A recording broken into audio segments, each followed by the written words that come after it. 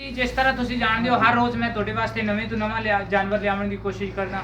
ਅੱਜ ਵੀ ਮੈਂ ਚੀਚਾ ਵਤਨੀ ਦੇ ਨਾਲ ਸ਼ੇਖ ਫਾਜ਼ਲ ਹੈ, ਉੱਥੇ 164 9L ਹੈ, ਉੱਥੇ ਇੱਕ ਮੈਨੂੰ ਗਾਂ ਦਾ ਪਤਾ ਲੱਗਿਆ ਸੀ। ਸਫ਼ਰ ਮੈਨੂੰ ਤਕਰੀਬਨ 40-45 ਕਿਲੋਮੀਟਰ ਕਰਨਾ ਪੈ ਗਿਆ, ਲੇਕਿਨ ਮੈਨੂੰ ਕਿਵੇਂ ਦੱਸਿਆ ਸੀ ਮਾਸ਼ਾਅੱਲਾ ਉਸੇ ਤਰ੍ਹਾਂ ਦੇ ਜਾਨਵਰ ਹੈ। ਜਾਨਵਰ ਵੀ ਤੁਹਾਨੂੰ ਸਾਰਾ ਦਿਖਾਵਾਂਗੇ, ਮਾਲਕ ਤੋਂ ਵੀ ਸਾਰੀਆਂ ਗੱਲਾਂ ਪੁੱਛਾਂਗੇ, ਲੇਕਿਨ ਉਸ ਤੋਂ ਪਹਿਲੇ ਤੁਸੀਂ ਐਨੀਮਲ ਪੁਆਇੰਟ ਆਰਫ ਵਾਲੇ ਨੂੰ ਜ਼ਿਆਦਾ ਤੋਂ ਜ਼ਿਆਦਾ ਸਬਸਕ੍ਰਾਈਬ ਕਰੋ। ਬੈਲ ਆਈਕਨ ਦਾ ਬਟਨ ਤੁਸੀਂ ਨਹੀਂ ਭੁੱਲਣਾ।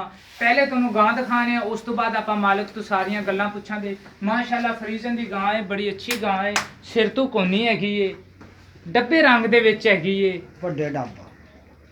ਵੱਡੇ ਡੱਬ ਨੇ। ਬਾਬਾ ਜੀ ਉਰੇ ਨੇ ਹੁਣ ਪੱਠੇ ਪਾਏ ਨੇ ਮਾਸ਼ਾਅੱਲਾ, ਥੱਲੋਂ ਚੱਡਾ ਵੀ ਠੀਕ ਹੈ। ਬਾਬਾ ਜੀ ਮਾੜੀ ਉਰਾਂ ਨੂੰ ਕਰ ਦਿਓ, ਥੱਲੋਂ ਚੱਡਾ ਥਾਂ ਤੇ ਪਾਈ।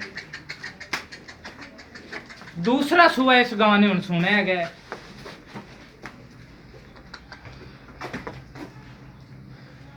सज्जाद भाई तुस थान लिया मुठ पर बिल्कुल थाने हैगे नहीं, अगले थान थोड़े जे वड्डे ने, पिछले थान थोड़े जे छोटे ने। बस अगों पिछों सारी तुहानू गां दिखा दित्ती है।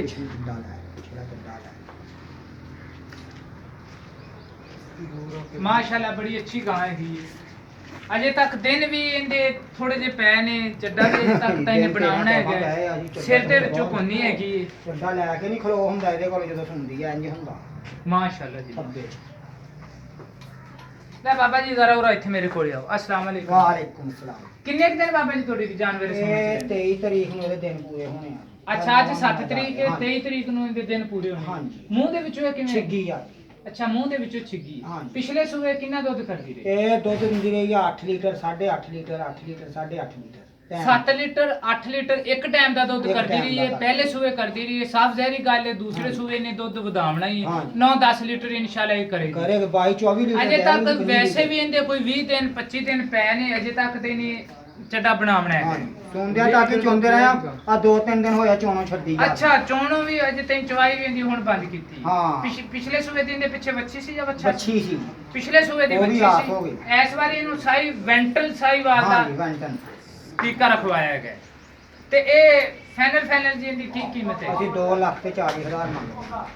2,40,000 ਰੁਪਇਆ ਬਾਬਾ ਜੀ ਉਰੇ ਮੰਗੀ ਜਾਂਦੇ ਨੇ। ਇਹਦੇ ਵਿੱਚ ਸਾਡੇ ਨਾਲ ਕੋਈ ਪਿਆਰ ਮੁਹੱਬਤ ਵੀ ਕਰੋਗੇ? ਬਿਲਕੁਲ ਹੋਏਗਾ ਜੀ। ਅੱਛਾ ਬਾਬਾ ਜੀ ਆਂਦੇ ਨੇ ਇਹਦੇ ਵਿੱਚ ਤੁਹਾਡੇ ਨਾਲ ਪਿਆਰ ਮੁਹੱਬਤ ਵੀ ਕਰਾਂਗੇ ਤੇ ਇਨਸ਼ਾਅੱਲਾ ਮਿਲਨੇ ਆ ਅਗਲੀ ਵੀਡੀਓ ਚ ਇਸ ਤੋਂ ਵੀ ਅੱਛੇ ਜਾਨਵਰ ਤੋਂ। ਲੇਕਿਨ ਤੁਸੀਂ 0346 87 87 250 ਇਸ ਨੰਬਰ ਤੇ ਸਾਡੇ ਨਾਲ ਰਾਬਤਾ ਕਰ ਸਕਦੇ ਜੀ। ਈਮੋ ਵੀ ਇਸ ਨੰਬਰ ਤੇ ਜਲਦੀ ਤੇ WhatsApp ਵੀ ਇਸ ਨੰਬਰ ਤੇ ਜਲਦੀ। ਪਾਕਿਸਤਾਨ ਜ਼ਿੰਦਾਬਾਦ।